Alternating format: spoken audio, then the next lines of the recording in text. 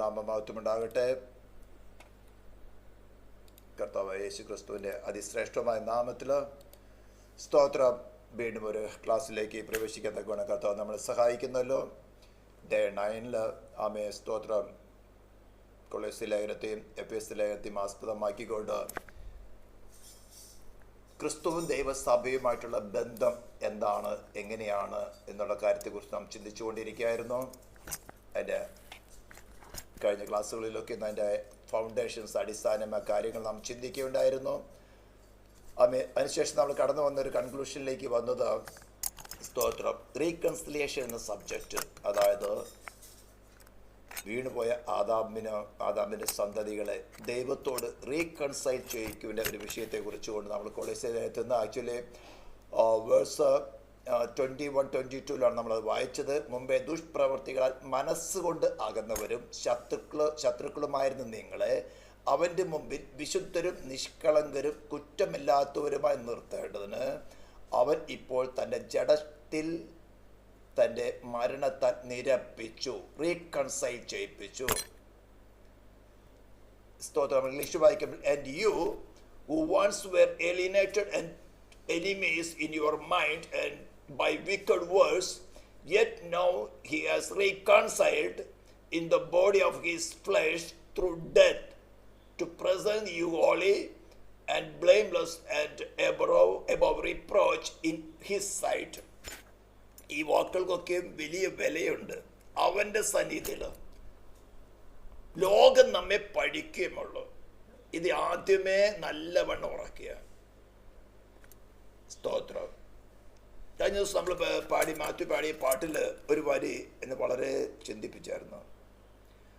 അനുദിനം അനുഗ്രഹപാത്രം ലഭിച്ചവർ അവന് കൊടുത്ത ആ കുലമരം ചുമന്നുകൊണ്ട് പോകുന്നതും കാണുന്നു.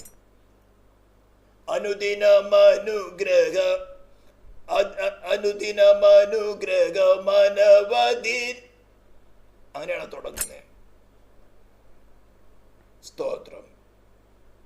അത് നമ്മുടെ ഹൃദയത്തിൽ നിന്ന് ധ്യാനിച്ച് നാം ഉപകാരം ചെയ്തവരായിരിക്കാം, നാം നമ്മെ കൊണ്ട് പല കാര്യങ്ങൾ ചെയ്തവരായിരിക്കാം. ക്രിസ്തുവിൻ്റെ പാതയാണോ നമുക്ക് ലഭിക്കാൻ പോകുന്ന, അതാണെന്ന് മനസ്സിലാക്കുക. പക്ഷെ അതെപ്പോഴും ഇല്ല. നമ്മളെ ക്രിസ്തുവിൽ ബലപ്പെടുത്തുവാൻ, പക്ഷെ ക്രിസ്തു നമ്മളിൽ ഉണ്ടെങ്കിൽ മറ്റൊരു വിഷയങ്ങൾ നമുക്കൊരു പ്രതികൂലമല്ല.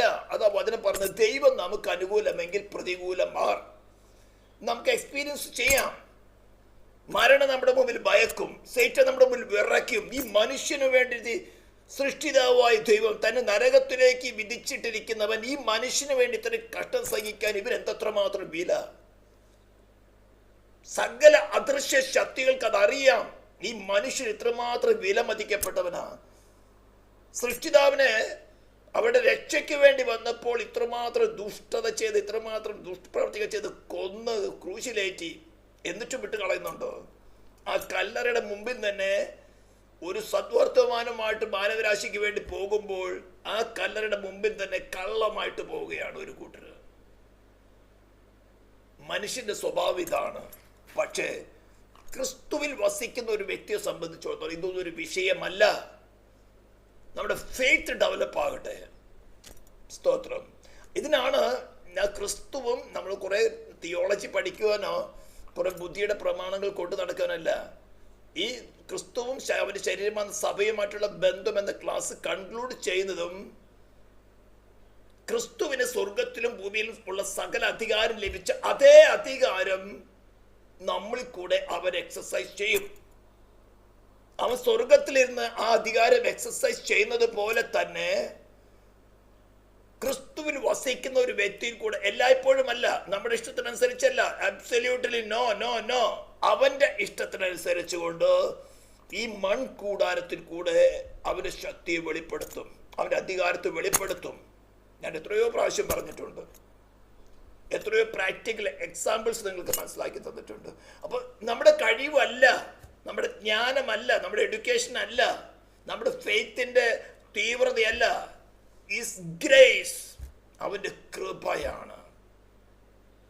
അപ്പൊ നമ്മുടെ ബലഹീനത നമുക്ക് വെളിപ്പെട്ട് കിട്ടുമ്പോൾ അതിന് താളടിയാകണ്ട, അയ്യോ ഞാൻ ഒന്നുമില്ല, അപ്പൊ ആ ഒന്നുമില്ലെന്ന് അറിഞ്ഞുകൊണ്ട് നമുക്ക് വെളിപ്പെടുത്തി തരികയാണ്, നീ ഒന്നുമില്ല, പക്ഷെ ഞാൻ സർവവുമാണ്, എന്നാൽ അസാധ്യമായത് ഒന്നുമില്ല. നാം വലിയ ഭാരമായിട്ട് ചിന്തിക്കുന്ന, പാറ പോലെ വലിയ വിഷയമായിട്ട് ചിന്തിക്കുന്ന അവന് വളരെ നിസ്സാരമാണ്. എത്രയോ പഴയ നിയമ എക്സാമ്പിൾ നമുക്കറിയാം. പഴയ നിയമത്തിന് ഉദാഹരണം നമുക്ക് ചിന്തിക്കാം. 2 Chronicles chapter 20 വായിക്കേണ്ട, നിങ്ങൾ കേട്ടാൽ മതി. യഹോശാഫാത്തിന്റെ മുമ്പില് വലിയൊരു സമൂഹമായിട്ട് 3 കൂട്ടർ ഒത്തൊരുമിച്ച് വന്നു. അവൻ വളരെ ബലഹീനനാ, യഹോശാഫാത്ത് വളരെ ബലഹീനനാ. പക്ഷേ അവന് മനസ്സിലായി, ഇത്ര വലിയ ശക്തികളോട് എതിർക്കാൻ എനിക്ക് കഴിവില്ല, അവന്റെ സൈന്യത്തിന് കഴിവില്ല.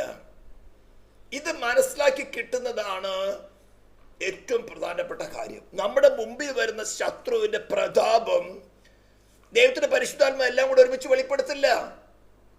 നമുക്ക് എടുക്കാൻ പറ്റാവുന്ന വിധത്തില് നമുക്ക് ഓപ്പോസിറ്റായി നിൽക്കുന്ന പ്രതികൂല ശക്തിയുടെ പ്രതാപം, മാഗ്നിറ്റ്യൂഡ് നമുക്ക് നമ്മുടെ സോളിൽ, നമ്മുടെ ഇന്റലക്റ്റിന് മനസ്സിലാകുന്ന വിധത്തിൽ വെളിപ്പെടുത്തുമ്പോൾ നാച്ചുറലായിട്ട് നാം ഭയപ്പെടുകയുള്ളൂ, നമ്മുടെ ബലഹീനത വെളിപ്പെടുകയുള്ളൂ. കാരണം നമ്മെക്കാളും അത്രയധികം ശക്തിയുള്ള പ്രതാപങ്ങളാണ് അതൊക്കെ. പക്ഷെ പരിശുദ്ധാത്മ ഒരിക്കലും എല്ലാം കൂടെ നമുക്ക് വെളിപ്പെടുത്തുകയില്ല. അപ്പോൾ അത് നമ്മുടെ ബലഹീനത വെളിപ്പെടുമ്പോൾ, അല്ലെങ്കിൽ നമ്മുടെ കൂടെയുള്ള ആരെങ്കിലും ബലഹീനത വെളിപ്പെടുമ്പോൾ അവരെ ശാസിക്കാനോ നാം വലിയ ബലമുള്ളവരാണെന്ന് കാണിക്കാനോ, no Lord, it is you. Lord, എനിക്ക് മനസ്സിലായി ഞാൻ വീക്കാണ്, എനിക്ക് ഭയമുണ്ട്, എനിക്ക് വിശ്വാസമില്ല, വിശ്വാസത്തിൽ ബലഹീനതയുണ്ട്. ലോർഡ് പ്ലീസ്, ഇത് പറയുന്ന, ഇതിനെ അക്നോളജ് ചെയ്യുന്നതാണ് ആദ്യത്തെ സ്റ്റെപ്പ്. അവിടെ വേറെ ആർഗ്യുമെന്റ്സോളോ ജസ്റ്റിഫിക്കേഷനോ ഒന്നും വില പോകുകയില്ല. നമ്മൾ പല നിയമങ്ങൾ എടുക്കും, പല എന്താ പറഞ്ഞ റിസൊല്യൂഷൻ ആഫ്റ്റർ റിസൊല്യൂഷൻ. നമ്മൾ ഇനി മേലൊക്കെ ഞങ്ങൾ ചെയ്യില്ല, മേലെ നമ്മൾ ചെയ്യും.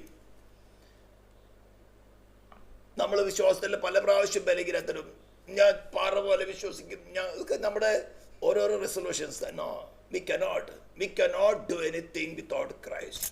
ഇത് മനസ്സിലാക്കുകയും അക്നോളജ് ചെയ്യുന്നതാണ് ഡേ ബൈ ഡേ ക്രിസ്തീയ ജീവിതത്തിൻ്റെ ഏറ്റവും പ്രധാനപ്പെട്ട കാര്യം. അത് കഴിഞ്ഞ് അങ്ങനെ ഇരുന്നാൽ പോലെ, Lord I need you, at this moment I need you. അവിടെ അവൻ പ്രവർത്തിക്കാൻ തുടങ്ങിക്കഴിഞ്ഞാൽ നമുക്ക് തന്നെ അതിശയം, ഇത്രയും വലിയ കാര്യം നീ വളരെ സിമ്പിളായിട്ട് ചെയ്തെടുത്തല്ലോ. Lord you are great, you R.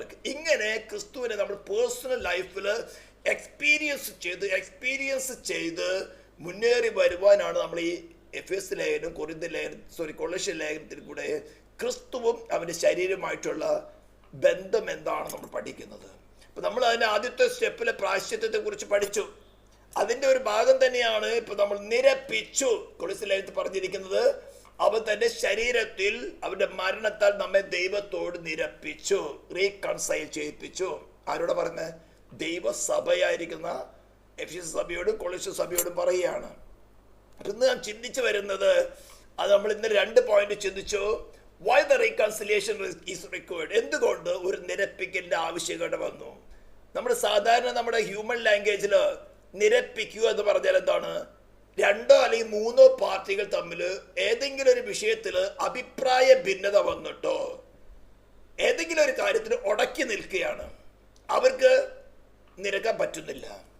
ഇത് ഫാമിലി ലൈഫിൽ എൻട്രി ചെയ്ത ഒത്തിരി പേർക്ക്, ഹസ്ബൻഡ് വൈഫുമാർക്ക് ഒത്തിരി പേർ അറിയാം അത്. പക്ഷെ റീകൺസിലേ ആകും കുറച്ച് കഴിയുമ്പോഴൊക്കെ. ക്രിസ്തുവുമായിട്ടുള്ള റിലേഷനിൽ നമ്മൾ ഈ ശരീരത്തിലായിരിക്കുമ്പോൾ പല പ്രാവശ്യം നമുക്കിതുപോലെ ആകും. പക്ഷേ ഹ്യൂമൻ മാരേജിൽ ഹസ്ബൻഡ് ആൻഡ് വൈഫ് റിലേഷനിൽ വന്നാൽ ഇങ്ങനെ പല പ്രാവശ്യം ഒരസിയാണ്. ഒന്നുകിൽ ഡിവോഴ്സ് ആയിട്ട് പോകും, അല്ലെങ്കിൽ നിരന്ന് ഒന്നായിട്ട് തീരും. അപ്പനെ അമ്മയും വിട്ട് ഏക ശരീരമായി തീരും. ദൈവത്തിന് വലിയൊരു മർമ്മമാണത്. എന്നാൽ ക്രിസ്തുമായിട്ടുള്ള ബന്ധത്തില് വിവാഹം നിശ്ചയം ചെയ്തപ്പെട്ടിരിക്കുന്ന നമ്മള് ഇപ്പോൾ വേണമെങ്കിൽ ചില ഉരസലുകളും കാര്യങ്ങളൊക്കെ ഉണ്ട്. പക്ഷേ വിവാഹം നടന്നതിന് ശേഷം ഉരസലുകൾ ഇല്ല. ശരിക്കും മനസ്സിലാക്കണം. അവന്റെ കാകളനാഥം മധ്യാകാശത്ത് കേട്ട് എടുക്കപ്പെട്ടതിന് ശേഷം പിന്നെ ഒരു ഉരസലിന് സാധ്യതയില്ല. ഇതിനു വേണ്ടിയാണ് ഇപ്പോൾ തന്നെ നമ്മുടെ വിശ്വാസത്തില്, പ്രത്യാശയില്, ഇങ്ങനെ വിശുദ്ധിയില്, അനുസരണത്തിലൊക്കെ നമുക്ക് പല പ്രാവശ്യം ഉരസലുകൾ ഉണ്ടാവും, വഴുതലുകൾ ഉണ്ടാവും, അവിശ്വസ്തതകൾ ഉണ്ടാവും. പക്ഷേ ഇപ്പോൾ അത് നമുക്ക് റിപ്പൻഡൻസിൽ കൂടി ഫെയ്ത്തിൽ കൂടി പരിഹരിക്കാം. പക്ഷെ വിവാഹം നടന്നതിന് ശേഷം നോ ചാൻസ്. ഇതാണ് ഈ സുവിശേഷത്തിന്റെ കാതലായ ചില ഒരു വിഷയങ്ങളിൽ ഒന്ന്. അപ്പൊ ഇതുകൊണ്ട് നമ്മൾ എന്താ പറഞ്ഞിരിക്കുന്നത്? നിങ്ങൾ മുമ്പേ നിങ്ങൾ മനസ്സുകൊണ്ട് അകന്നവരായിരുന്നു. മനസ്സുകൊണ്ട് ദൈവത്തോട് അകന്നു പോയത് എന്തുകൊണ്ടാ? സെൽഫിനെ കൂടുതൽ എടുത്തു. പിന്നെ ആ സെൽഫിനെ ആയിരുന്നു കാറ്ററിംഗ് ചെയ്തുകൊണ്ടിരുന്നു. ദൈവത്തിന് അറിയാം. അതുകൊണ്ടാണ് പ്രായശ്ചിത്തം എന്ന പരിവർത്തി കൂടെ മാത്രമേ നമ്മൾ ചിന്തിച്ചു എന്തുകൊണ്ട് പ്രായശ്ചിത്തത്തിന് ആവശ്യമെന്ന്. അപ്പൊ മനസ്സുകൊണ്ട് അകന്നിരിക്കുന്നത് കൊണ്ടാണ് നമുക്കൊരു നിരപ്പിക്കലിന്റെ ആവശ്യം. ഹസ്ബൻഡ് വൈഫ് റിലേഷനിൽ വിവാഹത്തെ പ്രവേശിച്ചവർക്ക് ഇത് വളരെ നന്നായിട്ട് അറിയാവുന്ന എക്സ്പീരിയൻസ് ആണ്. മറ്റൊന്ന് നമ്മൾ ചിന്തിച്ചായിരുന്നു, what hinders the merciful God to reconcile the man with him without an atonement? ഒരു പ്രായശ്ചിത്തം കൂടാതെ ഈ മനുഷ്യനെ തന്നോട് നിരപ്പിക്കുന്നതിന് ദൈവത്തിന് എന്താ തടസ്സം നിൽക്കുന്നത്? ഇവിടെയാണ് പ്രധാനപ്പെട്ട ഒരു പോയിന്റ് കിടക്കുന്നത്. അനേക വിശ്വാസികൾക്ക് തിയോളജിയൻസിന് ഈ ഒരു കാര്യം മനസ്സിലായിട്ടില്ല. അറിഞ്ഞാൽ തന്നെയും അവർ പ്രാക്ടിക്കൽ എക്സ്പീരിയൻസിലേക്ക് അത് കൊണ്ടുവരുന്നില്ല. ഇത്തിരി വില കൊടുക്കേണ്ട വിഷയമാണ്. കാരണം ഡിവൈൻ ജസ്റ്റിസ് ആണ് പാപം ചെയ്ത മനുഷ്യന്റെ മേൽ ശിക്ഷ വിധിച്ചിരിക്കുന്നത്. പാപം ചെയ്ത ദേഹി മരിക്കണം, തിന്നുന്ന നാൾ നീ മരിക്കും. ഡിവൈൻ ഗവൺമെന്റ് എക്സിസ്റ്റ് ചെയ്യണമെങ്കിൽ, ദൈവരാജ്യം എക്സിസ്റ്റ് ചെയ്യണമെങ്കിൽ തെറ്റ് ചെയ്തവനെ മാതൃകാപരമായിട്ട് ശിക്ഷിക്കുകയും അനുസരിക്കുന്നവനെ മാതൃകാപരമായിട്ട് സംരക്ഷിക്കുകയും പ്രതിഫലം കൊടുക്കുകയും വേണം. ഇത് ഡിവൈനായിട്ട് ഹ്യൂമൻ ലോയുടെ ഒരു ബേസിക് പ്രിൻസിപ്പിളാണ് ഞാൻ പറയുന്നത്. ഹ്യൂമൻ ഗവൺമെന്റിൽ വേണമെങ്കിൽ പല പല കാര്യങ്ങളൊക്കെ നടത്തി മറച്ചു വയ്ക്കാം. പക്ഷെ ഡിവൈൻ ഗവൺമെന്റ് മാറുന്നതല്ല. ഇത്തരം കാര്യങ്ങൾ ദൈവം ഹ്യൂമൻ ഗവൺമെന്റിൽ പലർക്കും ഏൽപ്പിച്ചു കൊടുത്തു. Alexander the great, Napoleon, carol marks, socialism, അങ്ങനെ കുറെ ഇസങ്ങൾ വന്നു. ദൈവം എടുത്തോ കൊടുത്തോ നിങ്ങൾ ഭരിച്ചു കാണിക്ക്. ഇനി വരാൻ പോകുന്നൊരുത്തൻ ആന്റി ക്രൈസ്റ്റ്, അവനും കൊടുക്കുകയാണ് അവസരം, നീ ഒന്ന് ഭരിച്ചു കാണിക്ക്. ഇവരെല്ലാവരും ഫെയിൽ ആകുമ്പോഴാണ് വെളിപ്പാട് പുസ്തകം 5-ാം അധ്യായത്തില് ആ ദൈവത്തിന്റെ കയ്യിലിരിക്കുന്ന ആ ചുരുള്, അതായത് തന്റെ സകല അധികാരത്തിന്റെയും സകല അവകാശത്തിന്റെയും അധികാരിയായിട്ട് വാങ്ങുവാൻ ആരോ ഉള്ളതെന്ന് ചോദിക്കുമ്പോൾ യോന നോക്കുമ്പോൾ ആരും കാണുന്നില്ല, കരയുകയാണ്. അപ്പൊ 24 മൂപ്പന്മാർ ഒരുവൻ പറയാണ്, അറുക്കപ്പെട്ട കുഞ്ഞാട് അതിന് യോഗ്യനായിരിക്കുന്നു. അവൻ ദൈവത്തിന്റെ സകലത്തിനും അധികാരിയായിട്ട് ഭരിപ്പാൻ യോഗ്യനായിരിക്കുന്നു എന്ന് പറയുന്നതാണ്. മറ്റാരും യോഗ്യനായില്ല. കാരണം എന്താ? അവൻ ഡിവൈൻ ജസ്റ്റിസിനനുസരിച്ചല്ല ഭരണം കഴിച്ചത്. അലക്സാണ്ടർ ദ ഗ്രേറ്റ് 31 വയസ്സ് കൊണ്ട് നമ്മുടെ ഇന്ത്യയുടെ നോർത്തേൺ സൈഡില്, പഞ്ചാബിന്റെ സൈഡിലൊക്കെ വളരെ അടുത്ത് വന്നു. കുറച്ച് ഭാഗങ്ങൾ പിടിച്ചെടുക്കുകയും ചെയ്തു. വളരെ ഫാസ്റ്റസ്റ്റ് മൂവ്മെന്റ് ആയിരുന്നു. ദാനിയേൽ പ്രവചന പുസ്തകത്തിൽ പറഞ്ഞിരിക്കുന്നത് ലെപ്പേർഡിനെ പോലെയാണ് കാണിക്കുന്നത്. Fastest animal. വളരെ ഫാസ്റ്റ് ആയിട്ട് അവന്റെ കിങ്ഡം സ്പ്രെഡ് ചെയ്തു. പക്ഷെ എന്തായി? അവന് നിലനിൽക്കാൻ സാധിച്ചില്ല. അനേക ഇസങ്ങൾ വന്നു. മാർക്സിസം, സോഷ്യലിസം, ലെനിനിസം, ഇങ്ങനെ കുറെ കൊണ്ടുവന്നു. ഹിറ്റ്ലർ പറഞ്ഞു നോക്കി, ദൈവം കൊടുത്തു നോക്കി, നീ പണി. പക്ഷെ അവരാർക്കും നിലനിൽക്കാൻ സാധിച്ചില്ല. അവർക്കാർക്കും ദൈവം എന്ന പ്രകാരമുള്ള അത് ഡിവൈൻ ജസ്റ്റിസിന് അല്ലെങ്കിൽ ഹ്യൂമൻ ഗവൺമെന്റിന്റെ ജസ്റ്റിസിനെ പോലും നിലനിർത്താൻ സാധിച്ചില്ല. എന്നാൽ ദൈവരാജ്യം എന്ന് പറയുന്നത്, മിക്കവാറും ദൈവരാജ്യത്തെ കുറിച്ച് ആരും പ്രസംഗിക്കില്ലെന്നല്ല. ദൈവരാജ്യത്തിന്റെ സ്റ്റെബിലിറ്റി എന്ന് പറയുന്നത് അൺവേവറിംഗ് ആണ്. ദൈവത്തിന്റെ നിയമത്തിന് ഭേദഗതി വരുത്തുന്നതല്ല. ഞാൻ ഈ കാര്യങ്ങൾ വീണ്ടും പല ക്ലാസ്സുകളിൽ പറയാൻ കാരണം, നമ്മളെ ഈ ദൈവത്തിന്റെ സഭയുടെ അധികാരം വ്യക്തിപരമായി ഓരോരുത്തരും കമ്മ്യൂണിറ്റി ആയിട്ട് വരുമ്പോൾ ആ സഭയുടെ തലയായിരിക്കുന്ന നമ്മുടെ ശരീരത്തിന്റെ അധികാരം എന്താണെന്ന് മനസ്സിലാക്കിയിട്ട് നാം അവനോട് കൂടെ ചേർന്ന് നമ്മുടെ സെൽഫിന്റെ ഡിസയേഴ്സ് ഒന്നും കൂടാതെ ഈ മാനവജാതിയുടെ നന്മയ്ക്ക് വേണ്ടി ഡിവൈൻ ഗവൺമെന്റിന്റെ നിയമവ്യവസ്ഥയ്ക്ക് അനുസരിച്ച് ഭരിക്കേണ്ടവരാ. സ്വർഗത്തിലും ഭൂമിയിൽ സകല അധികാരമുള്ളവനായി ക്രിസ്തു ആ ഭരണം എക്സസൈസ് ചെയ്ത് നമ്മിൽ കൂടെയാണ്. അപ്പൊ അവിടെ നമ്മുടെ സെൽഫിന്റെയോ ഡിനോമിനേഷന്റെയോ ഏതെങ്കിലും വിധത്തിലുള്ള സെൽഫ് ഡിസയേഴ്സ് കടന്നു വന്ന ദേ ആർ ഔട്ട്. ഇന്ന് നിങ്ങൾ ക്രിസ്ത്യൻ കമ്മ്യൂണിറ്റിയിൽ നോക്കി അനേക പ്രശസ്തന്മാരായ പാസ്റ്റർമാരുണ്ട്, തിയോളജിസ്റ്റ് ഉണ്ട്. സോഷ്യൽ മീഡിയയിൽ ലെഫ്റ്റ് ആൻഡ് റൈറ്റ് പ്രസംഗങ്ങൾ നടക്കുന്നുണ്ട്. കേട്ടാൽ നമുക്ക് അയ്യോ ഇത്ര വിശുദ്ധനോ ഇത്ര മർമ്മങ്ങൾ പറയുന്നവനോ അറിയാം.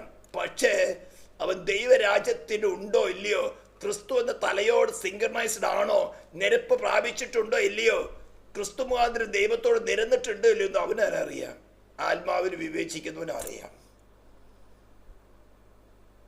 അപ്പോൾ ഈ ഡിവൈൻ ഗവൺമെന്റ് ആണ്, ഡിവൈൻ ജസ്റ്റിസ് ആണ് തെറ്റ് ചെയ്ത മനുഷ്യനെ മാതൃകാപരമായിട്ട് ശിക്ഷിക്കണം, പാപത്തിന് ശിക്ഷ കൊടുക്കണം. ഇത് ദൈവം പല കാര്യങ്ങളിൽ കൂടെ, യാഗങ്ങളിൽ കൂടെ ഒക്കെ മനുഷ്യന്റെ മനസ്സിൽ, അതായത് മനുഷ്യന്റെ വിവേകം ഇരുണ്ടുപോയി, അവന് ഗ്രഹിക്കാൻ പറ്റില്ല. ദൈവത്തെ പോലെ ജ്ഞാനമുണ്ടായിരുന്ന മനുഷ്യനായിരുന്നു ആദാം. പക്ഷെ അവന് ദൈവ തേജസ് വിട്ടുപോയി, അവന്റെ വിവേകമില്ലാത്ത ഹൃദയം ഇരുണ്ടുപോയി എന്ന് പറഞ്ഞിരിക്കുന്നത്.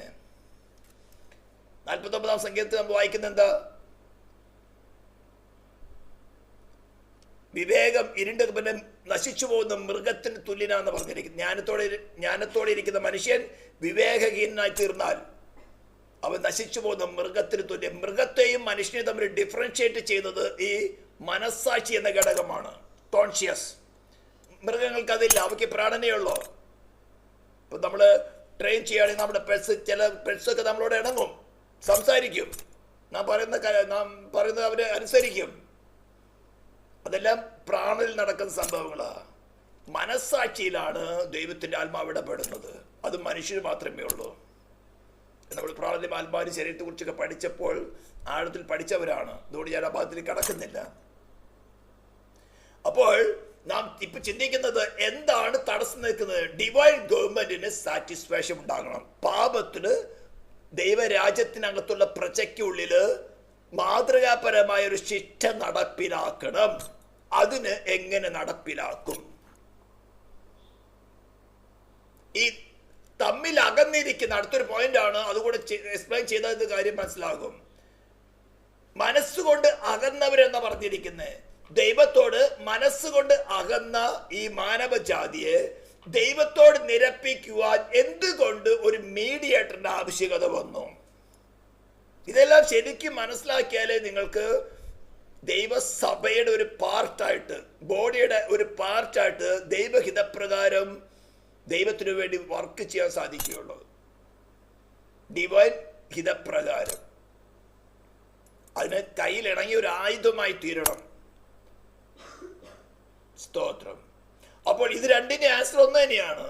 ഡിവൈൻ ജസ്റ്റിസ് ഡിമാൻഡ് ചെയ്യുന്നത് പാപത്തിന് മാതൃകാപരമായി ശിക്ഷ കൊടുക്കണം. ഇതെല്ലാം യാഗങ്ങളിൽ കൂടെ ദൈവം പല പല യാഗങ്ങളിൽ കൂടെ പഠിപ്പിക്കാൻ തുടങ്ങി. പ്രത്യേകിച്ച് നമുക്ക് ഏലിയാവിന്റെ യാഗത്തിൽ നിന്ന് മനസ്സിലാക്കാൻ സാധിക്കും.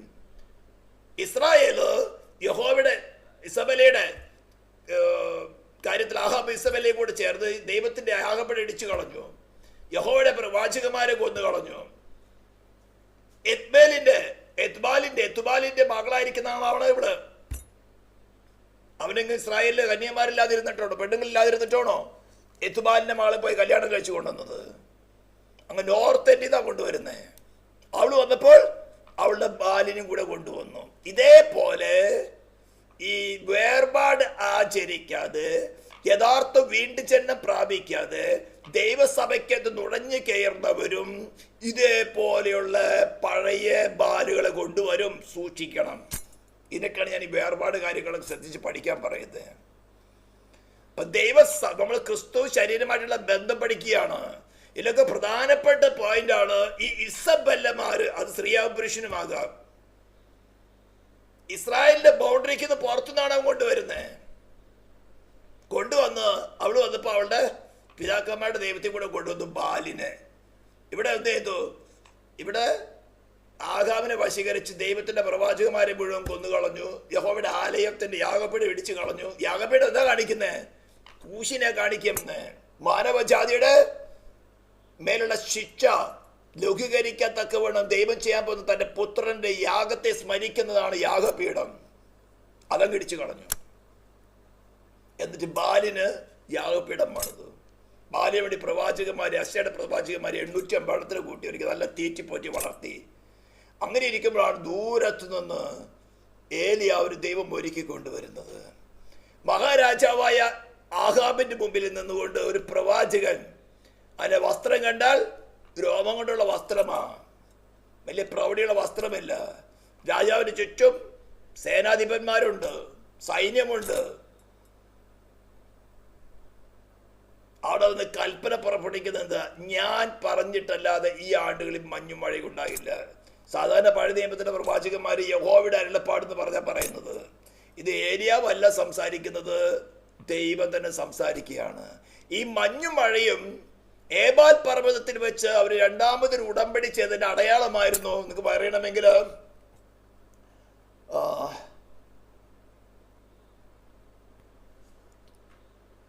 വാക്യം ഓർക്കുന്നില്ല, ആവർത്തന പുസ്തകം 11-ാം അധ്യായത്തിലാണെന്ന് തോന്നുന്നു. ഈ ഏബാൽ പർവ്വതത്തിൽ നിങ്ങൾ ഓർത്ത് വായിച്ചാൽ മതി. ഏബാൽ പർവ്വതത്തിൽ രണ്ടാം പ്രാവശ്യം അവർ യോർദാൻ കടന്നതിന് ശേഷം യോർദാനിൽ നിന്ന് കല്ലുകൾ എടുത്തുകൊണ്ട് അവിടെ ഒരു യാഗപീഠമുണ്ടാക്കി അതിന്മേൽ കുമ്മായം തേച്ച് ഈ ന്യായപ്രമാണങ്ങളൊക്കെ എഴുതി അതിന്മേൽ എഴുതിക്കൊണ്ട് അവിടെ വെച്ചൊരു ഉടമ്പടി ചെയ്യുന്നുണ്ട്. ആ ഉടമ്പടിയുടെ അടയാളമായിരുന്നു മഞ്ഞും മഴയും മൃഗങ്ങൾക്ക് പുല്ലുന്ന് കൊടുക്കാന്നുള്ളത്. അപ്പൊ ഉടമ്പടിയിൽ നിന്ന് അവർ തെറ്റി ദൈവം എന്ന് പറയാണ്, ഞാൻ പറഞ്ഞിട്ടല്ലാതെ ഈ ആണ്ടുകളിൽ മഞ്ഞും മഴയും ഉണ്ടാകില്ല എന്ന് പറഞ്ഞാൽ എന്താ? നിന്റെ ഉടമ്പടിയുടെ അടയാളം സ്റ്റാം. പുതിയ നിയമത്തിന്റെ ഉടമ്പടിയുടെ അടയാളമാണ് എഫേസ്യ ലേഖനം 1-ാം അധ്യായത്തിന്റെ അവസാന വാക്യത്തിൽ പറഞ്ഞ് പരിശുദ്ധാത്മാവിനെ നിന്റെ ഹൃദയത്തിൽ അച്ചാരമായിട്ട് അഡ്വാൻസ് പേയ്മെന്റ് ആയിട്ട് തന്നിരിക്കുകയാണ്. അവസരം 11-ന്റെ 13 തുടങ്ങി 11-ാം അധ്യായമാണെന്ന് എനിക്കറിയാം, ബുക്ക് അതൊന്നും മറന്നുപോയി. അവിടെയാണ് ഏബാൽ പർവ്വതത്തിൽ വെച്ചുള്ള ഉടമ്പടിയുടെ കാര്യങ്ങൾ എഴുതിയിരിക്കുന്നത്. ഫസ്റ്റ് കവനന്റ് സീനായ് മലയിൽ വെച്ച്, ആ കവനന്റ് ഒന്നുകൂടി റിന്യൂ ചെയ്യുന്നതാണ് ഏബാൽ പർവ്വതത്തിൽ ഉടമ്പടി. അതിന്റെ അടയാളമാണ് മഞ്ഞും മഴയും മൃഗങ്ങൾക്ക് പുല്ലും. സീനായ് മലയിൽ വെച്ച ഉടമ്പടിയുടെ അടയാളമായിരുന്നു ശബത്തുകൾ. അപ്പോൾ ഉടമ്പടി നിന്ന് തെറ്റി അടയാളം നിന്നു. ഇന്ന് പുതിയ നിയമത്തിന് ക്രിസ്തുവുമായിട്ടുള്ള ഉടമ്പടിയാണ്. ക്രിസ്തുമായിട്ടുള്ള ഉടമ്പടി നമ്മൾ ക്രിസ്തുവിനെ കുറിച്ചുള്ള കാര്യങ്ങൾ ചിന്തിക്കുകയും ഇന്റലക്ച്വലി ഫെയ്ത്ത് വർദ്ധിപ്പിച്ചുകൊണ്ട് ബുദ്ധിപരമായിട്ട് അവൻ ദൈവമായിരുന്നു, സൃഷ്ടിതാവായിരുന്നു, മരിച്ച് അടക്കപ്പെട്ട് ഉയർത്തെന്ന് വെച്ചു എന്നുള്ള ബുദ്ധി നിറയ്ക്കുന്നതല്ലാതെ വ്യക്തിപരമായിട്ടൊരു ബന്ധമില്ല. ഇതുകൊണ്ടൊരു കാര്യമില്ല. ക്രിസ്തുവുമായിട്ട് ജീവിച്ചിരിക്കുന്ന ഒരു വ്യക്തിത്വമായിട്ടുള്ള പേഴ്സണൽ ഉടമ്പടിയാണ് പുതിയ നിയമം എന്ന് പറയുന്നത്, ന്യൂ കവനന്റ്. പഴയ നിയമം എന്താ? എഴുതി കൊടുത്ത പ്രമാണങ്ങൾ ഞങ്ങൾ അനുസരിച്ചു കൊള്ളാം. അനുസരിക്കാൻ പറ്റില്ല എന്ന് മനസ്സിലായി, ദൈവത്തിന് അറിയാം. പുതിയ നിയമത്തിന്റെ ഉടമ്പടി എന്ന് പറഞ്ഞാൽ ഉയർത്തെഴുന്നേറ്റ ക്രിസ്തു ഞാനും തമ്മിലുള്ള ഒരു വ്യക്തിപരമായിട്ടുള്ള ഉടമ്പടിയാണ്. അതിന്റെ ബേസ് കിടക്കുന്നത് ഗ്രേസ്, കൃപയാൽ. അപ്പൊ ഉടമ്പടിയുടെ പ്രമാണം കണ്ടീഷൻ തെറ്റിയാൽ എന്തായി? അടയാളം നിൽക്കും. ഇങ്ങനെ അടയാളം നിന്നിരിക്കുന്ന അനേക പാസ്റ്റർമാരുണ്ട്, ഉപദേശകന്മാരുണ്ട്, വലിയ കാര്യമായിട്ട് നോളജൊക്കെ പ്രസംഗിക്കും. പക്ഷെ അടയാളം മാറി. 10 കൊല്ലം മുമ്പുള്ള 2 കൊല്ലം മുമ്പുള്ള സാക്ഷ്യമൊക്കെ പറയും, ലൈവ് സാക്ഷ്യമില്ല. സ്വർഗത്തിന്റെ ഭൂമിയിൽ സകല അധികാരമുള്ളവരായി നിന്നിൽ ഇപ്പോൾ പ്രവർത്തിക്കുന്നുണ്ടോ ഇല്ലയോ? 10 ഗോത്രങ്ങൾക്ക് മഹാരാജാവായിരിക്കുന്നതാണ് ആഹാബ്. അതിക്ക് മുമ്പൊക്കെ അവിടെ യാഗങ്ങളൊക്കെ നടന്നിരുന്നു. നമ്മുടെ വിഷയം അതല്ല. അങ്ങനെ ഏലിയാവിനെ കുറിച്ച് ദൈവം പിന്നെ കാര്യങ്ങളൊക്കെ പറഞ്ഞ് രണ്ടാമത് തിരിച്ചു കൊണ്ടുവന്ന് ആഹാബിന് മുമ്പിൽ കാണി നിന്നെ തന്നെ വെളിപ്പെടുത്താൻ പറഞ്ഞു. അവിടെ ഇസ്രായേൽ ആകെ തെറ്റിക്കിടക്കാണ്. യഹോവയാണ് ദൈവം, ഈ ബാലാണ് ദൈവം. ഇവര് ചില പൊടിക്കൈകളൊക്കെ ചെയ്യുന്നുണ്ട്. ഇന്നിങ്ങനെ പെന്തിക്കോസ്ത് ഗോളത്തിലും വിശ്വാസ ഗോളത്തിലും അനേക പൊടിക്കൈകൾ. ഞാൻ പറഞ്ഞല്ലോ, ഇതേപോലെ ഇസബെല്ല വന്നപ്പോൾ അവൾ ബാലിനെ കൊണ്ടുവന്നതുപോലെ ചില ശുശ്രൂഷകന്മാരുണ്ട്, അടയാളങ്ങൾ അത്ഭുതങ്ങളിൽ കൂടെ മാനവജാതി വലച്ചു വെച്ചിരിക്കുന്നത്. അപ്പൊ ഒരു കാര്യം ഏലിയാ പറഞ്ഞൊരു കാര്യം ചെയ്യും. ഇപ്പൊ നിങ്ങൾക്ക് കൺഫ്യൂഷൻ ആണല്ലോ. ഒരു കാര്യം ചെയ്യാം, അവരൊരു യാഗപ്പഴം ഉണ്ടായിട്ട് ഞാനൊരു യാഗപ്പഴം ഉണ്ടാക്കാം. കാളയർത്ത് അവർ വെച്ചിട്ട് ഞാനും ചെയ്യാം. ആർട്ടിഫിഷ്യലായിട്ട് ഈ പരിപാടി എന്തുമല്ല, യാഗവസ്തു ദഹിക്കണം. മേളിൽ നിന്ന് തീ ഇറങ്ങി യാഗവസ്തു ദഹിക്കണം. അപ്പൊ ബാലിന്റെ പ്രവാചകന്മാര് വേണ്ടത്രയുണ്ട്, ശുശ്രൂഷമാര് വേറെ 850 ഉണ്ട്. ഏലിയ ഒറ്റയ്ക്കുള്ളൂ. ആ ജനത്തിന് വലിയ ഇഷ്ടമായി. കൊള്ളാം, നല്ല അഭിപ്രായമാണ്. ഒരു അത്ഭുതം കാണാലോ, മനസ്സാത്രത് അത്ഭുതം കാണാം. സമ്മതിച്ചു. ബാല്യ പ്രവാചകന്മാരോട് പറഞ്ഞു, നിങ്ങൾ ആൾക്കാർ കൂടുതലുണ്ടല്ലോ, നിങ്ങൾ ആദ്യം ഒരുക്കും, ഞാൻ ഇത്ര സാവകാശം ഒരുക്കണം. അവര് വേഗം ഒരുക്കി പരിപാടി തുടങ്ങി. അപ്പൊ നേരത്തെ അവർ ഒരുക്കാൻ അവരെന്താ ചലഞ്ച് ഏറ്റെടുത്ത്? എന്താ? മുമ്പേ ഇതുപോലെ പല പൊടിക്കൈകളും ചെയ്തിട്ട് ജനത്തെ നമ്മുടെ ആക്സില് അപ്പസ്തോല പ്രവൃത്തിയിൽ 8-ാം അധ്യായത്തിൽ ശിമയെ പോലെ ചില ഭ്രമിപ്പിക്കൽ പരിപാടികളൊക്കെ ചെയ്ത് ആ പരിസരവാസികളൊക്കെ ഇങ്ങനെ അടക്കി വെച്ചിരിക്കുക. അപ്പോഴാണ് പീലിപ്പോസ് അവിടെ വരുന്നത്. ഇതേപോലെ ബാലിന്റെയും അസയുടെയും പ്രവാചകന്മാരും ശുശ്രൂഷന്മാരും ചില പ്രൊടിക്കൈകൾ ഇതൊക്കെ ചെയ്ത് അവരുടെ കെയർ ഓഫിനുള്ള ജനത്തേക്ക് ഒതുക്കി വെച്ചിരിക്കുക. യഹോവയുടെ പ്രവാചകന്മാരെ ഒതുക്കി വെച്ചിരിക്കുക. അവിടെ ഒരു ഒബേദ് ഉണ്ടായിരുന്നു. അതിനെക്കുറിച്ച് ഇപ്പോൾ പറയാൻ നേരമില്ല, വലിയ സബ്ജക്റ്റാ. അങ്ങനെ അവർ ചലഞ്ച് അയച്ചെടുത്തു. പക്ഷേ ഉച്ചവരെ കിടന്ന് തുള്ളിയിട്ട് മുറിവേൽപ്പിച്ചിട്ട് എന്തറിയാ, തീ ഇറങ്ങുന്നില്ല. അപ്പൊ ഈ യാഗപീഠവും യാഗപീഠത്തിന്മേരിക്കുന്ന യാഗവസ്തു, ഈ തീ എന്താണെന്ന് ഇന്നത്തെ ആൾക്കാർക്ക് പലവർക്കും മനസ്സിലാക്കിയിട്ടില്ല. പല തീ ഇറക്കുന്ന ശുശ്രൂഷകന്മാരുണ്ട്. ഇവർക്ക് ഒന്ന് കണ്ണ് തുറന്നെങ്കിൽ, അവരുടെ ശുശ്രൂഷയിൽ വഞ്ചിക്കപ്പെട്ടു പോയിരിക്കുന്നവരുടെ കണ്ണൊന്ന് തുറന്നെങ്കിൽ നല്ലതെന്ന് കരുതിക്കൊണ്ടാണ് ഞാനിത് പറയുന്നത്. ഈ യാഗപീഠം ക്രൂശിന്റെ നിഴലാണ്. അത് വെച്ചിരിക്കുന്ന യാഗവസ്തു എന്ന് പറയുന്നത് ക്രിസ്തുവാണ്.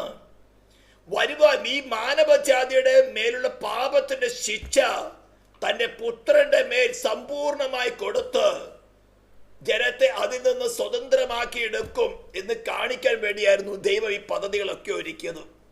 ഇസബെലിനെയും അനുവദിച്ചു. അവൾ വരുമ്പോൾ ബാലിനെയും കൊണ്ടുവരാൻ അനുവദിച്ചു. യഹോവയുടെ യാഗപ്പഴം ഇടിച്ചു കളയാൻ അനുവദിച്ചു. ബാലിന്റെ പ്രവാചകന്മാർ, അശയുടെ പ്രവാചകന്മാർ 850 തീറ്റിപ്പോട്ടാൻ അനുവദിച്ചു. ഇസ്രായേലിലെ പ്രവാചകന്മാരെ പോലും കുറെ ഇടത്തിൽ കൊന്നുകളയാൻ അനുവദിച്ചു. ഇതൊക്കെ ചെയ്തിട്ട് തന്റെ പുത്രനിൽ മാനവജാതിയുടെ മേലുള്ള പാപത്തിന്റെ ശിക്ഷ ദൈവം നടത്തി അതിന് വിശ്വസിക്കുന്നവരെ സൗജന്യമായി നീതീകരിക്കാം എന്നുള്ള ഡിസ്പ്ലേ കാണിക്കുകയായിരുന്നു. ബാലിന്റെ ശുശ്രൂഷന്മാരെ എന്ത് പരിപാടി ചെയ്താലും പാപക്ഷമ കിട്ടുകയില്ല എന്നാണ് ആദ്യത്തെ പാഠം. ബാലിന്റെ പരിപാടികൾ ഒന്നും നടന്നില്ല, തീ ഇറങ്ങിയില്ല, യാഗം കത്തിയില്ല, അവർ തന്നെത്താൻ മുറിവേൽപ്പിച്ചു. ഇന്ന് അനേകം തന്നെത്താൻ പല പല ശുശ്രൂഷ കള്ളപ്രവചനങ്ങൾ കൊണ്ട്, കള്ള അന്യഭാഷകൾ കൊണ്ട് തന്നെത്താൻ മുറിവേൽപ്പിക്കുന്നവർ ഒത്തിരി പേരുണ്ട്. പാപക്ഷമ കിട്ടുന്നില്ല. ക്രൂശിക്കപ്പെട്ടവരെ ക്രിസ്തുവിന്റെ സുവിശേഷം കേൾക്കുകയും അതനുസരിച്ചും ജീവിതത്തിൽ ഏറ്റെടുത്ത് അനുസരിക്കുന്നവർക്ക് മാത്രമേ ഈ റീകൺസിലിയേഷൻ നടക്കുന്നുള്ളൂ. ഇത് ശരിക്കും മനസ്സിലാക്കുക. ആളെണ്ണം കൂടിയതുകൊണ്ടോ, സോഷ്യൽ മീഡിയയിൽ വലിയ പ്രാഗൽഭ്യമുള്ള പ്രസംഗിക്കുന്നത് കൊണ്ടോ, അതിനടിയിൽ കുറെ കമന്റ് എഴുതുന്നത് കൊണ്ടോ ഇതുകൊണ്ടൊന്നും ഒരു കാര്യമില്ല. ഹല്ലേലൂയ. ഏലിയാവ് ക്രമപ്രകാരം 12 ഗോത്രങ്ങളുടെ സംഖ്യക്ക് 12 കല്ലെടുത്തു, യാഗപീഠം പണിതു, വിറകടുക്കാൻ പറഞ്ഞു, യാഗവസ്തുവിനെ ഒരുക്കി, വെള്ളമൊഴിക്കാൻ പറഞ്ഞു. 3 പ്രാവശ്യം വെള്ളമൊഴിച്ചു, തോട് നിറഞ്ഞു. ഒരു പ്രാർത്ഥന ദൈവം നമ്മോട്, അവരോട് കാണിക്കുന്നതല്ല, നമ്മോടുള്ള സ്നേഹത്തെ വെളിപ്പെടുത്തുവാൻ, തൻ്റെ ശരീരമാകുന്ന സഭയോടുള്ള തൻ്റെ സ്നേഹത്തെ വെളിപ്പെടുത്തുവാൻ, തനിക്ക് വേണ്ടി ഒരു കൂട്ടം ജനത്തെ ഒരുക്കിയെടുക്കുമ്പോൾ അവർക്ക് വേണ്ടി എന്താ ചെയ്യാൻ പോകുന്നതെന്ന് ഒരുക്കി കാണിക്കാൻ തക്ക വേണം ആ യാഗവസ്തുവിനെ തീയിറക്കി പുത്രന്റെ മേൽ ദൈവത്തിന്റെ ക്രോധാഗ്നി വെളിപ്പെടുത്തുന്നതിന് നേടായിരിക്കുന്ന ആ യാഗവസ്തു തീയിറങ്ങി. യാഗവസ്തു ദഹിച്ചു, വിറക് ദഹിച്ചു, കല്ലും ദഹിച്ചു, മണ്ണും ദഹിച്ചു, വെള്ളം ദഹിച്ചു, എല്ലാം ദഹിച്ചു. അത്ര വലിയ ക്രോധമാണ് ദൈവത്തിന് പാപത്തിനോടുള്ളത്. ഞാൻ എന്തിനാ ഇതൊക്കെ പറയുന്നേ? ക്രിസ്തുവിന്റെ ശരീരമായിട്ട് നമ്മുടെ സബ്ജക്റ്റ് എന്താണ്? ക്രിസ്തുവും അവരുടെ ശരീരമായിട്ടുള്ള ബന്ധം എന്താണെന്നാണ്. ചുമ്മാ കയറി വന്ന് വെള്ളത്തിൽ മുങ്ങി രക്ഷിക്കപ്പെട്ട് സ്നാനപ്പെട്ട് പരിശുദ്ധാത്മാവ് പ്രാപിച്ചു, നിറവ് പ്രാപിച്ചു, 2 ഏതോ ഭാഷയൊക്കെ പറഞ്ഞു, ഇഷ്ടം പോലെ ജീവിച്ചു, ആ കുഴപ്പമില്ലാതെ പഠിപ്പിക്കുന്ന വലിയ വിദ്വാൻമാരുണ്ട്. രക്ഷാഭദ്രത, രക്ഷ നഷ്ടപ്പെടുകയില്ലെന്ന് പഠിപ്പിക്കുന്ന അനേക വിദ്വാൻമാരുണ്ട്. ഇവരൊക്കെ ഈ ഇസബെല് വന്നപ്പോൾ ബാലിനെ കൊണ്ടുവന്നതുപോലെ ഏതോ ബൈബിൾ കോളേജിൽ നിന്നൊക്കെ ഡിഗ്രിയും ഡോക്ടറേറ്റ് ഒക്കെ കൊണ്ടുവന്നവരാ. ഇതൊന്നും തെറ്റെന്നല്ല ഞാൻ പറയുന്നേ. പക്ഷെ എന്തറിയാ, ബാലിനെ വിട്ട് കളഞ്ഞിട്ടില്ല. ബാലിനെ കൊണ്ട് പരിപാടിച്ചേക്കുന്നവരുണ്ട്. അപ്പൊ എന്തുകൊണ്ട് നമ്മൾ രണ്ട് പോയിന്റ് ആൻസർ പറയാണ്. എന്തുകൊണ്ടാണ് ദൈവത്തിന് ഒരു മീഡിയേറ്ററിന് കൂടാതെ റീകൺസിലിയേഷൻ നടത്താൻ പറ്റാത്തത്? പാപത്തിന് ശിക്ഷ നടപ്പിലാക്കണം. ദൈവരാജ്യത്തിലേക്കാണ് നമ്മൾ വിളിച്ചിരിക്കുന്നത്. ദൈവരാജ്യത്തിൽ കടന്നു വരുന്ന ജനത്തിന്റെ ഉള്ളിൽ ഒരു ഭയം ഉണ്ടാകണം. പാപത്തിന്റെ ശിക്ഷ എന്താണ്? ഇതില്ലാത്തോടത്തോളം പാപം ചെയ്യുന്നതിന് ഭയമില്ല. ഇന്ന് അനേക സൈറ്റാന്റെ അഭിഷേകത്തിന് പാപത്തിന് കുഴപ്പമില്ല.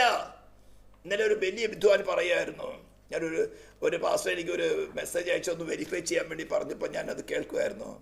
മോശ മരുഭൂമിയിൽ തൻ്റെ വ്യക്തിപരമായ പാപം കൊണ്ടാണ് മരിച്ചത് പറയാണ്. ഒരു വിധത്തിൽ പറഞ്ഞാൽ തൻ്റെ പാപം ഹേതുവായിട്ടാണ് മരിച്ചത്. കാരണം ദൈവത്തോട് കോപിച്ചു, പാറയടിക്കാൻ പറഞ്ഞ്, കൽപ്പിക്കാനാ പറഞ്ഞ് പാറയടിച്ചു. ഞങ്ങൾ തരുമെന്ന് പറഞ്ഞ് അവിവേകം സംസാരിച്ചു. ഇതുകൊണ്ടാണ് ശിക്ഷ.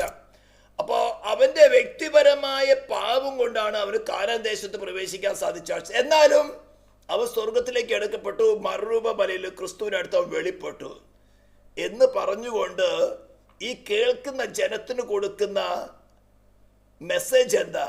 നിന്റെ മരുഭൂമി യാത്രയിൽ നീ വ്യക്തിപരമായിട്ട് പാപം ചെയ്താലും സ്വർഗത്തിലേക്ക് എടുക്കപ്പെടും, ക്രിസ്തുവിനോട് കൂടെ ഉണ്ടായിരിക്കും. ഇതിനേക്കാൾ വലിയ പാപം വേണോ? വലിയ തിയോളജിയനാ, ലോകമെമ്പാടും ഓടി തുടങ്ങി പ്രസംഗിക്കുന്നവനാ. ഇത്തരം ഇസബലിന്റെ ബാലിനെ വിട്ടുകളയാത്ത അനേകരുണ്ട്.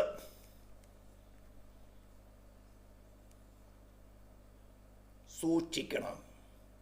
പേര് നോക്കിയിട്ട് സോഷ്യൽ മീഡിയയിൽ കമന്റ് നോക്കിയിട്ടോ അല്ല നമ്മൾ നോക്കേണ്ടത്. റീകൺസിലേഷൻ നടക്കുന്നുണ്ടോ? ഇവൻ പ്രസംഗിക്കുന്നത് ക്രൂശിക്കപ്പെട്ട ക്രിസ്തുവിനെയാണോ, അല്ലെങ്കിൽ ഇവന്റെ നോളജാണോ അവതരിപ്പിക്കുന്നത്? സ്തോത്രം. അപ്പൊ എന്തുകൊണ്ടാണ് ഈ ദൈവത്തിന് ഇത്രയും കരുണസമ്പന്നനായ ദൈവത്തിന് ഒരു അറ്റോൺമെന്റ് കൂടാതെ മനുഷ്യനെ തന്നോട് നിരപ്പിക്കുവാൻ, മനുഷ്യൻ നിരക്കാൻ അനേക പ്രയത്നങ്ങൾ ചെയ്തു നോക്കി. മനുഷ്യന് നമ്മെ പോലെയല്ല ആദാമിന് അവന്റെ പെർഫെക്റ്റ് സൈഡ് നന്നായി അറിയാം. പെർഫെക്റ്റ് ആയിരുന്ന ആദാമിന് നന്നായി അറിയാം, ഇംപെർഫെക്റ്റ് ആയിരിക്കും നല്ല അറിയാം. ഈ രണ്ടവസ്ഥ നല്ലവണ്ണം അറിയുന്നവനാണ് ആദാം. സ്തോത്രം. ആദാം നീ എവിടെയെന്ന് ചോദിക്കുമ്പോൾ അവന്റെ ചങ്കിനകത്തോട് വാള് കയറുന്ന പോലെ ആയിരിക്കും. ഞാൻ സംസാരിക്കുന്ന മാതിരിയല്ല. ദൈവം നേരിട്ട് ചോദിക്കുക, ആദാം നീ എവിടെയാ?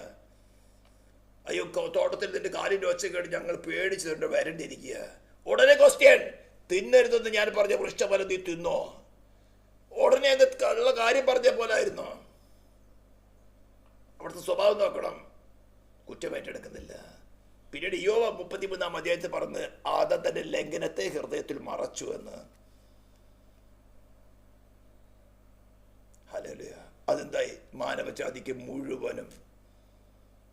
അപ്പോൾ ഒരു പ്രായശ്ചിത്തത്തിന്റെ ഗാംഭീര്യത, ദൈവരാജ്യത്തിൽ വരുന്ന ഒരു വ്യക്തിക്ക് പാപം ഇല്ലാതെ ജീവിക്കത്തക്കവണ്ണം, പാപം ക്ഷമിച്ച് കിട്ടിയതായിട്ടല്ല, ഒരു കാലത്തും പാപം ചെയ്യാത്തവര്. ദൈവരാജ്യത്തിന്റെ അവസ്ഥ എന്ന് പറയുന്നത് പാപം ക്ഷമിച്ച് കിട്ടിയവരുടെ സ്ഥലമല്ല, ഒരു കാലത്തും പാപം ചെയ്യാത്തവർ. അത് ക്രിസ്തു മാത്രമേ ഉള്ളൂ. അതിനാണ് നാം ക്രിസ്തുവിൽ തികഞ്ഞവരായി തീരുക എന്ന് പറയുന്നത്, ദൈവത്തിന്റെ നിറവോട് നിറഞ്ഞു വരിക എന്ന് പറയുന്നത്. അതിലേക്കാണ് ക്രൂശിക്കപ്പെട്ടവരെ ക്രിസ്തുവിന്റെ സുവിശേഷമായിട്ട് നിങ്ങൾ ക്ഷണിക്കുന്നത്. സ്തോത്രം. അത് വെളിപ്പാട് പുസ്തകത്തിൽ പറഞ്ഞിരിക്കുന്നത്, വെള്ളക്കല്ല് ജയിക്കുന്നവൻ ഞാൻ വെള്ളക്കല്ല് കൊടുക്കും. ഹല്ലേലൂയ. അന്ന് കാലത്ത് ഒരു കേസുമായിട്ട് കോടതിയിൽ വന്നാൽ നമ്മുടെ കോടതിയല്ല, ന്യായാധിപന്മാരുടെ മുമ്പിൽ കൊണ്ടുവന്നാൽ വിസ്തരിച്ചിട്ട് അവൻ തെറ്റ് ചെയ്തിട്ടില്ല എന്ന് പറഞ്ഞാൽ അവനൊരു വെള്ളക്കല്ല് കൊടുക്കും. എന്ന് പറഞ്ഞാൽ ഇവൻ ഒരു കാലത്തും തെറ്റ് ചെയ്തിട്ടില്ല. തെറ്റ് ചെയ്തത് പറഞ്ഞാൽ അവന് കറുത്ത കല്ല് കൊടുക്കും. അതിന് അനുപാതികമായിട്ടുള്ള ശിക്ഷ അനുഭവിക്കണം. ഇതിനെ ബേസ് ചെയ്തിട്ടാണ് അവിടെ പറഞ്ഞിരിക്കുന്നത്, ജയിക്കുന്നവൻ ഞാൻ വെള്ളക്കല്ല് നൽകി എന്ന് പറഞ്ഞാൽ ഒരു കാലത്തും പാപം ചെയ്തിട്ടില്ല. അത് ക്രിസ്തു മാത്രമേ ഉള്ളൂ. അതിനാണ് ക്രിസ്തുവിനാൽ മറയുക, ക്രിസ്തുവിനോട് ചേരുവാൻ സ്നാനപ്പെടുക. ക്രിസ്തുവോട് ചേരുവാൻ സ്നാനപ്പെട്ടിരിക്കുന്നവൻ ക്രിസ്തുവിനെ ധരിച്ചിരിക്കുന്നു. ഈ വക വാക്യങ്ങളിലൊക്കെ ബേസ് കിടക്കുന്ന അവിടെയാണ്. ഇത്തരം പറയാൻ കാരണം എന്തറിയാമോ? നമ്മൾ വിളിച്ചിരിക്കുന്നത് പെന്തിക്കോസ്തിലേക്കല്ല, നമ്മൾ വിളിച്ചിരിക്കുന്നത് ദൈവരാജ്യത്തിലേക്ക്. ആ ദൈവരാജ്യത്തിൻ്റെ എക്സിസ്റ്റൻസിൻ്റെ ഒരു കാര്യം പറയുകയാണ്. നിയമത്തിൻ്റെ വലിയ കാര്യം, അതിൻ്റെ ആ വാലിഡിറ്റി, വെയിറ്റേജ് പറയുകയാണ്. ഇപ്പം ദൈവം കരുണാസമ്പന്ന സ്നേഹവാനാണെന്ന് പറഞ്ഞുകൊണ്ട് തൻ്റെ വ്യവസ്ഥ മാറ്റി നമ്മെ സ്നേഹിക്കുന്നവനല്ല, തൻ്റെ വ്യവസ്ഥയ്ക്ക് അല്പം പോലും മാറ്റം വരുത്താത്തവനാണ്. അതാണ് റോമാന്റെ 3-ാം അധ്യായത്തിന്റെ 25, 26 24, 25, 26 വാക്യങ്ങൾ പറയുന്നത് സൗജന്യമായ നീതീകരണം ആർക്കാ? വിശ്വസിക്കുന്നവർക്ക്. ക്രിസ്തുവിനെ കുറിച്ചുള്ള വിശ്വാസമല്ല, ക്രിസ്തുവിലുള്ള വിശ്വാസം, പേഴ്സണൽ ആയിട്ടുള്ള വിശ്വാസം. ഇത് നമ്മൾ ഡെവലപ്പായി വരണം. ഹല്ലേലൂയ. അടുത്ത് നമുക്ക് ചിന്തിക്കുന്നത്, ദൈവം തൻ്റെ രാജ്യത്തിന് ഒരു ദോഷം വരുത്താതെ എങ്ങനെ ഈ അറ്റോൺമെന്റ് നടത്തിയെടുത്തു. അതായത് how God did this without any harm to his government. എന്താ ഗവൺമെന്റിന് ഹാം വരാൻ സാധ്യത? കുറച്ചുകൂടി അല്പമുള്ള നമുക്ക് ചിന്തിക്കാനായിട്ട്. ദൈവം അങ്ങ് ക്ഷമിച്ചിരുന്നെങ്കിൽ, അല്ലെങ്കിൽ ആ തിന്നുന്ന നാൾ നീ മരിക്കും എന്നുള്ള ആ ശിക്ഷയെ ഒന്ന് ലഘൂകരിച്ചിരുന്നെങ്കിൽ, നമ്മൾ പല ചിന്തിരിക്കും ദൈവം സർവാധികാരിയുള്ളൂ, അവനോട് ചോദ്യം ചെയ്യുന്നവനാരാ? ദൈവം അങ്ങ് ക്ഷമിച്ചിരുന്നെങ്കിൽ, ആദാമേ നീ എവിടെ? അയ്യോ ഒരു ദൈവമേ, ഞാൻ തെറ്റ് ചെയ്തു പോയി, തിന്നുന്ന പറഞ്ഞ പോലെ വൃക്ഷഫലം ഞാൻ തിന്നുപോയി, നീ എന്നോട് ക്ഷമിക്കണമേ. ഓ ദൈവം കരുണാസമ്പന്നനല്ലയോ, ദൈവം ക്ഷമിക്കും എന്ന് അതിനെ പ്രസംഗിക്കുന്നവരാനുണ്ട്. ഞാൻ എൻ്റെ കൊച്ചു വിശ്വാസകാലത്ത് ഞാൻ അങ്ങനെ ചിന്തിച്ചിട്ടുണ്ടായിരുന്നു. ആദം അന്നേങ്ങ് റിപ്പയർ ചെയ്തിരുന്നെങ്കിൽ, ദൈവത്രയും കരുണയുള്ള ദൈവമാണല്ലോ, ദൈവം അന്നങ്ങ് ക്ഷമിച്ചായിരുന്നു. ക്ഷമിക്കുവാൻ സാധ്യമല്ല. ഡിവൈൻ ജസ്റ്റിസിന് സാറ്റിസ്ഫാക്ഷൻ വരുത്താത്തോടത്തോളം ക്ഷമിക്കുവാൻ ദൈവത്തിന് സാധ്യമല്ല. ഇതാണ് യോഹന്നാന്റെ അടുത്ത് യേശു സ്നാനപ്പെടുമ്പോൾ പറയുന്നത്. ഇങ്ങനെ സകല നീതി നിവർത്തിക്കുന്നത് നമുക്ക് ഉചിതം. അതാണ് ക്രൂശിൽ നിന്ന് ആ ശബ്ദം കേൾക്കുന്നത്. It is finished. എന്താ? ദൈവനീതിയുടെ ഡിമാൻഡ് ഫിനിഷ് ചെയ്തു.